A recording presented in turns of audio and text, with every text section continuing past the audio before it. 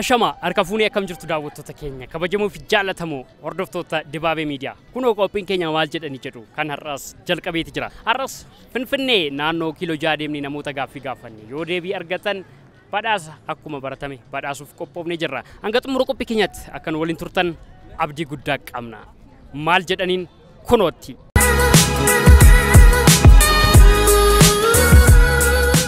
Hayyee afgaaffii keenyaaf eeyyamamaa taatanii iddoo kana dhufuu keessaniif hedduu galatooma mee maqaa keessan? Maqaan koo Tarreessaa naan jedhan. Hayyee Tarreessaa dargaggoo Tarreessaa moo obbo Tarreessaa moo eenyu jedhee waamure? Dargaggoo itti natti tola. Hayyee eeyyamamaa taatee gaaffii si gaafannuuf deebii nu laachuuf waan dhufteef hedduu galatoomi mee maqaa kee? Maqaan koo Darajjaa Sheetuu jedhama. Hayyee ulfaadhu mee gaaffii si gaafadhuuf deebii na laachuuf waan dhufteef baay'ee galatoomi maqaan kee? Maqaan koo Eeliyaasidha. Atillee gaaffii kanaaf interviiyuu gochuu keetiif galatoo. Hayyee eeyyamamaa taatanii keessummaa keenya taatanii gaaffii sin gaafannuuf deebii nu laachuuf waan dhiyaattaniif galatooma. Duraan dursa mee maqaa keessan? Maqaan koo Gadaa jedhama. Gadaan Bulaa. Gadaan Bulaa. Maqaan kun bara kam sinii bahee eenyu sinii moggaasime? Naan jijjiirradhe eenyuma Gadaa. Eenyurraati kan gara Gadaatti jijjiirratame? Maqaa warra ergisaa kana naan taane itti yaadde achirraan jijjiiree maqicha kaasuun barbaadu namni gara sanarraan beettaga gara faallaadhaatti yaaddurra si waama waan ta'eef yoon isa kaasisa irratti xiyyeeffata namni. Kanaaf akka irratti hin xiyyeeffatamneef jecha maqicha kaasuun barbaadu Gadaan jedhama jechuudha. Akkasumatti qabadhu. Maqaan kee jijjiiramuu faana jijjiiramee jechaadha. Ani baay'een jijjiiramne duruma jijjiiramaadhaan. Hayyee gaaffiin si gaafadhuuf eeyyamamaa taatee waan dhufteef hedduu galatoomii mee maqaa kee? Maqaan koo Lammaa Boggaalaan jedhama. Kanan jiraadhus asuma barataadha. Yuunivarsiitii keessan jira. Hayyee eeyyamamaa taatee gaaffiin si gaafadhuuf deebii naa laachuuf waan dhufteef hedduu galatoomii mee maqaa kee? Maqaan koo Amaanueliin jedhama. Asuma Finfinneen jiraadha.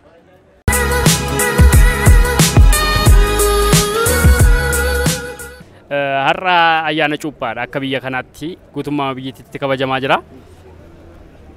Egaa namoonni baay'een mimmiidhaganii babbareedanii to'aa jiru. Dur loomii darbatamaa jedhan. Nuti sin dhageenye hin beeknu. Amma garuu furtuu konkolaataa, aayifoonii, wantoota akkas akkasii namoonni dhagaa darbatan illee hin jiru. Mee ati maal darbachuu yaaddee moo maal darbatteetta? Anoo duraan durse warroota ayyaana kana kabajaniif baga singee jechuun barbaada. Warra ayyaana cuuphaa gaanii. Anoo gaafuma dhaladhuun cuubbamee dhaladhe. Lammata immoo cuuphamuu fi baga gammadaniin jedha. Dur yeroo safuun aadaan hawaasummaa jiru loomii darbatame. Tokko jaalalli isaa barbaaduu fi wal jaalachuu fi nama jaalatetti darbata. Amma haalli jiruuf haalli environmentiin waan jijjiiramee fi maybe oduma loomiitti darbatte iyyuu dhagaasitti darbatte malee sirraan fuutu. Bara jaalala walqixxee sultaan birrii waan ta'eef akkuma teette furtuu makiinaa sanatti darbatte ta'uu danda'a. Malee barri loomii darbatan darbeera odoo jiraate garuu nama gammachiisa jechuun barbaada. Amma laaliga loomiinis ikkoo kiiloon tokko qarshii kiiloo maali tokko ishee qarshii 50 olii.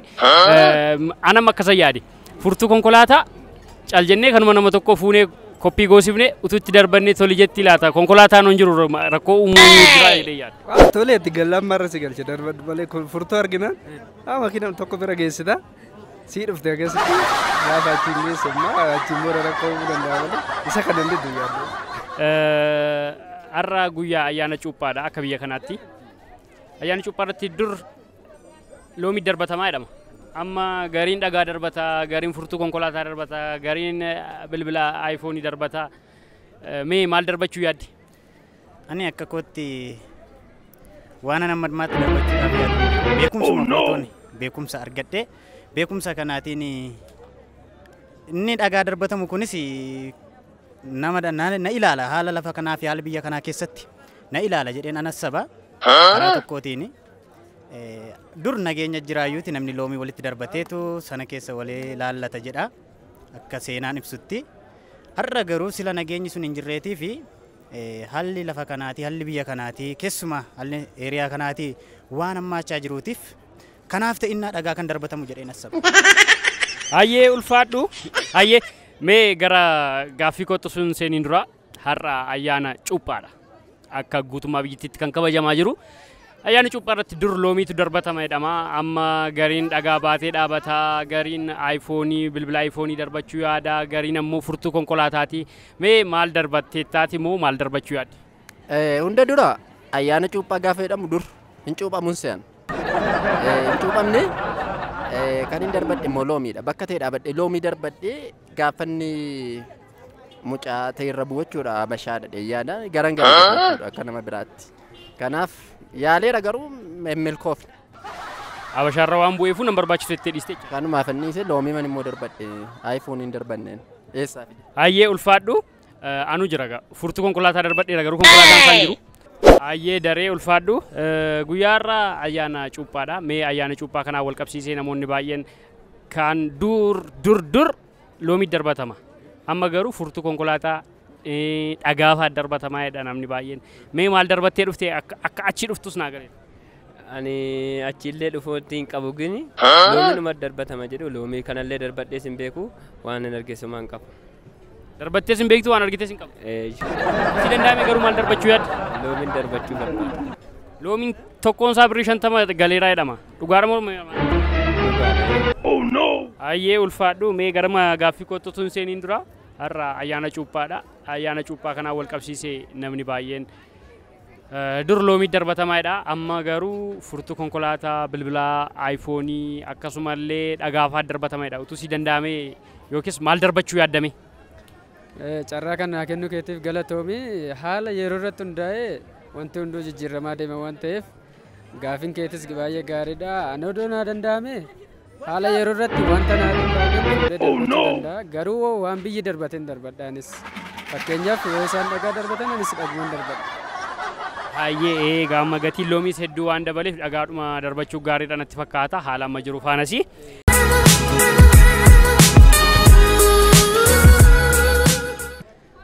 Finfinneen karra 5 qabdi jedhu. Karra 5 kun mee maqaa isaanii naa dha'i? Abbee siyaasatti nan gashin anaan siyaasni nan ilaalle. Waa'ee karra 5 maal la gashin?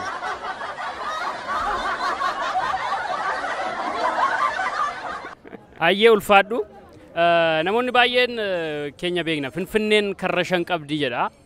Karri Finfinneen qabdu 5 maalidha maqaan isaanii? Eenyutu bulchaa ture mee karra sana immoo galgala hin cufamaa moo akkasumatti karra jedhame mee? Finfinneen karra 5 qabdiitti hin beekuwan dhagees hin beekuwan kan karra 5 qabu Addis Ababa Yuunivarsiitiidha. Ammistanyaa barri isa jedhamuun sirriitti beekaa isa ta'a malee karra 5 qabaachuu Finfinneedhaan waan hin beekus hin qabu. Karra meeqa? 5 dhuga. Waa'ee 5 kana kan afur kan jaadhe malee waa 5 waamsina. Tole 4 fi 6 gidduu. Jechuun sababa natti fiduu fa'aatti 5 jechisiisa malee ani 5 maqaan wanni jedhu waan ta'eef jedhama balbala 5 karaa 5tu jira jedhamaa ture. Kan Finfinnee tanaasaa jiru waan biraa miti miti. Amma Finfinnee haasaa jirra amma. Harka kee akkasiin godhiin ka. Karra 5 qaba jedhama. Karra Aloo jira. Karra Qilxuu jira. Karra Erer jira. Qaalluun jira. Qaalluun jira. Afuriin gaa 5 waame sirrii waan ta'ani. 5 kan jennu hanjaa natti jaa godhi. Ajaa'iba. Hanjaa farra lakkisee irra utaale. Finfinneen karra 5 qabdi jedhama. Karra 5 Finfinneen qabdu kun eenyuudha mee maqaa isaanii dha'i? Karra 5 ani hin beeku karra 5 karra.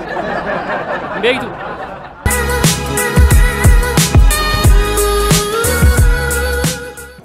Namichi yeroo jalqabaaf Oromiyaa bulche eenyudha?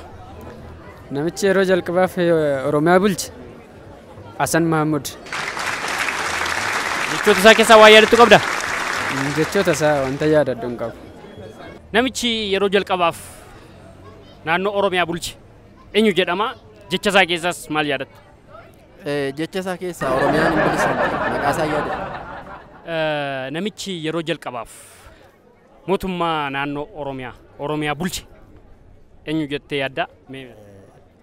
Dhiifama maqaa sana jalaa badeetii malee namicha sana wajjiniin ollaa keenya yookiis immoo safara keenya hin beektamii waan safara keenya jedhamu waan ollaa tokko maabara tokko taatu yookiis immoo waan waliin jiraattu nama sana ture garuu maqaa isaatii himuudhaaf xiqqoo ishee na jalaa badee jira. Ijoollee isaa wajjin addunyaadha har'allee waliin barachaa jirra har'allee waliin deemaa jirra. Asuma kun har'allee mooraa keenya keessatti mooraa keenya kiiloo 6 keessa waliin barachaa jirra. Hayyee ulfaadhu namichi yeroo jalqabaaf Oromiyaa bulche eenyu jedhama? Yeroo jalqabaa Oromiyaa kan bulchu biyya Oromiyaa moo naannoo Oromiyaa? Naannoo Oromiyaa. Obbo Shimallis Abdiisaadha. Akkamitti argatti galu? Amma bulchaara bara. Kan amma bulchaa jiru hin jenne kan yeroo jalqabaa bulchee hin jedhe. Mee namichi yeroo jalqabaaf Oromiyaa naannoo Oromiyaa bulche eenyudha mee? Tiyaadiitiin haa deebisi. Namicha yeroo jalqabaaf Oromiyaa bulche jette maal kun gaaffii salphaadha kaa. Waan akkas gaaffii salphaa maaliif na gaafatta? Namni jalqabaa Oromiyaa bulche Junaddin Saadooti. Waggaa meeqa bulche? Baay'eedha. Irraa bu'eera ammayyu. Isuma miti. Oromiyaan hin bilisoomteedhe garuu maqaa isaa yaadattu. Meetti yaadi? Maqaa isaatti yaada. Egaa nama yeroo jalqabaatiif Oromiyaa bulche Oromoodha namichi. Argatteedha. Oromoodhuma asuma achi Oromoodha bakka amma dhumaatti Oromoodha inni dura jechuudha isa duriiti isa yeroo jalqabaa. Isa yeroo jalqabaa gaafa ilaaltu asiinis Oromoo asiinis achiinis Oromoodha. Isa yeroo jalqabaa xinnichaa irra. Namichi yeroo jalqabaaf Oromiyaa bulchee eenyudha? Yeroo jalqabaatiif kan Oromiyaa bulche Alamaaram. Alamaaramtu bulchaa ture. Yeroo jalqabaa bulche jalqaba waggaa Oromiyaa naannoo Oromiyaa yeroo jalqabaaf kan bulche Abbaa Duulaa. Abbaa Duulaas bulcheera. Kan biraa? Jira namichi tokko waa'ee Finfinneen kanaa ta'e tokko isa natti fakkaate. Finfinneen samii shirree kan Oromiyaati kan jedhe tokko obbo Hasan Alii kan jedhamu tokko na fakkaate. Argatteetta ulfaadhu.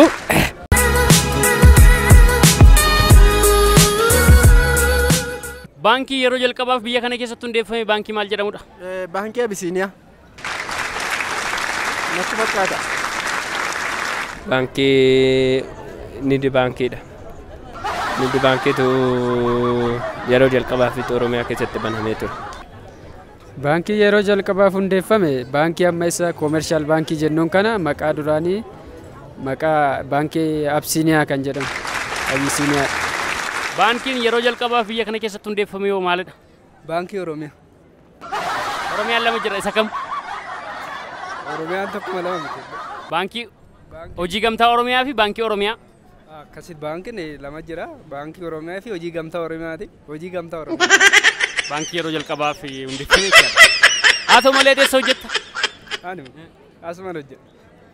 Baankicha hojjetta yoo ta'eef jedheen. Baankii hojii gamtaa.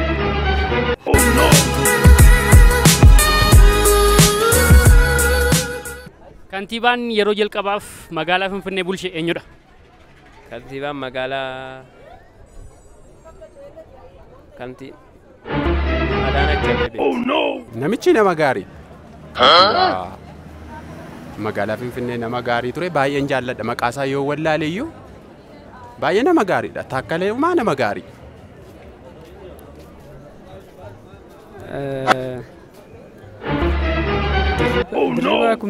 Dirribaa Kumsaati akkasii na fakkaata. Hayyee ulfaadhu. Finfinneen handhuura Oromiyaati jedhu. Handhuurri sun iddoo kamitti argama? Handhuurri Oromiyaan handhuura qabdi. Handhuurri bakkuma nama taa'ee jiru kana handhuurri Oromiyaa bakkuma hundaani bakka isaa adda baane garuu handhuura Oromiyaa akka jedhamutti meebi seentarii giddugala jechuu danda'u. Ani qarqara kana jirti malee Finfinneen handhuura Oromiyaa.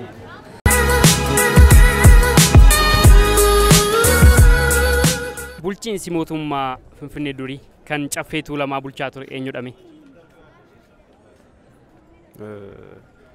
Amboon biyya gootaati. Jechuun ani amma Amboo biyya gootaa ta'uu isaan beeka. Kanumaan beeka. Hayyee ulfaadhu. Caffee Tuulamaa kan bulchaa ture eenyudha mee bara durii? Caffee Tuulamaa kan bulchaa ture. Goobanaa Daachaa. Yaalimi argattee. Odoo Minilik hin dhufin dura Goobanaa Daachaa. Inni sirriin immoo Tufaa Muunaa turedha. Hayyee argatteetta. Gaafiin kun baay'ee cimataa anuun beeku natti ulfaata. Nama gooda keenyaati. Maqaa isaa dagaddeera. Baay'eedha isaan. Walumatti aananii walitti aananii waan bulchaniif walii isaanii dhiifama maqaa isaa yaadadhu. Garuu nama gooda keenyaatu bulchuutti hin beeka Caffee Tuulamaa kana. Amma makka inni maal godhee akka inni bulches hin beeku.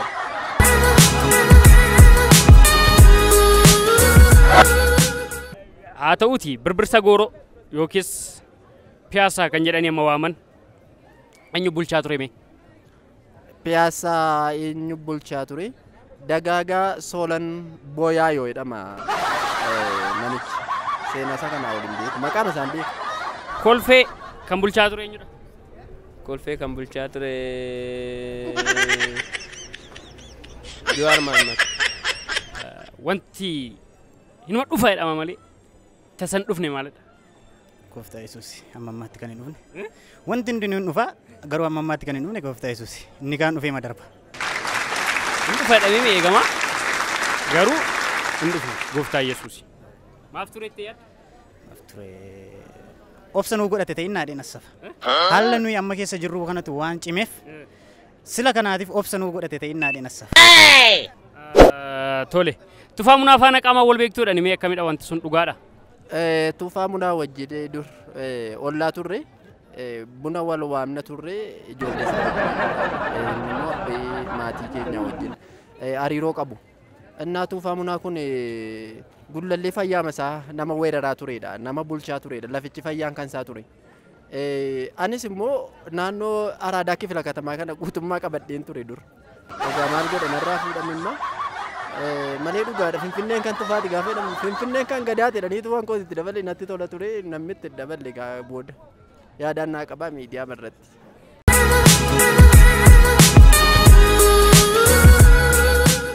Hayyee ulfaadhu galatoom. Eshi galatoomaa isinis. Hayyee gaaffis gaafanneef deebii nu laatteef ulfaadhu galatoom. Hayyee atillee carraa kan argattee yookiin carraa kanaan na simachuu keetiif galatoom. Dhaamsa qabdu qabdaa?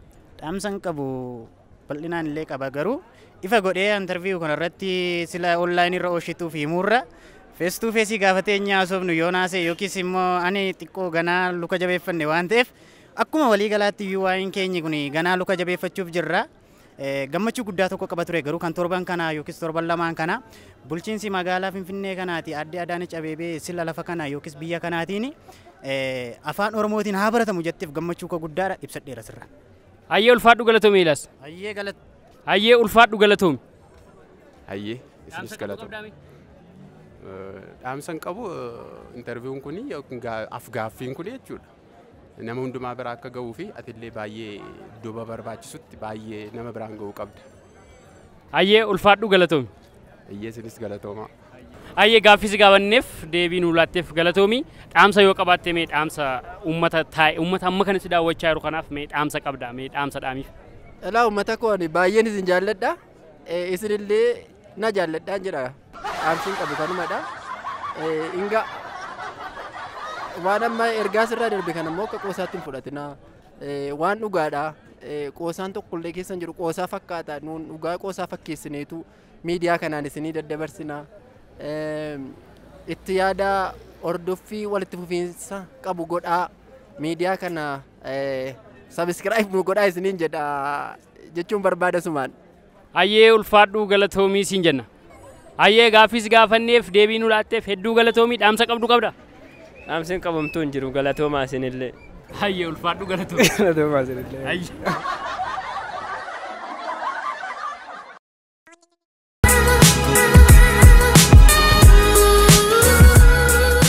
Egaan daawwattoota keenya qophiin maal jedhanii keenyarraa kana fakkaata ture gaaffii hedduu gaafannee gaaffichas deebisaa namni baay'een hin arganne abbaa eeraa jokolaa intala qaaruu mixmixaa haadha gabaabduu furdoo jedhee gaafadheen ture deebiinsaa muka gaaguraa kanniisaa jechuudha akkasuma sangaan gaafa dalgee bookkisaa gad darbee jedheen ture sangaan gaafa dalgee bookkisaa gad darbee kanan jedhee deebiinsaa xiyyaara godoon gama sanaa balballi ishee lama funyaan deebi'ee ture inni biraan jecha ani jedhee irra deebi'ee nama jedhu ture akka rakkootti rakkoon jira yoo dubbannis rakkoo waan ta'eef akka rakkootti bakka rakkootti qabamee nuufaa taa'u jedhee rakkoon namni jedhe hin jiru egaan hordoftoota jaallatamtoota keenya qophiin keenya guyyaarraa kana fakkaata ture an Amaanuel Waaqturaan ture ogeessi kaameeraa keenya Mikaa'el Saamu'eel ture hanga xumura qophii keenyaatti waan nu hordoftaniif ulfaadhaa galatoomaa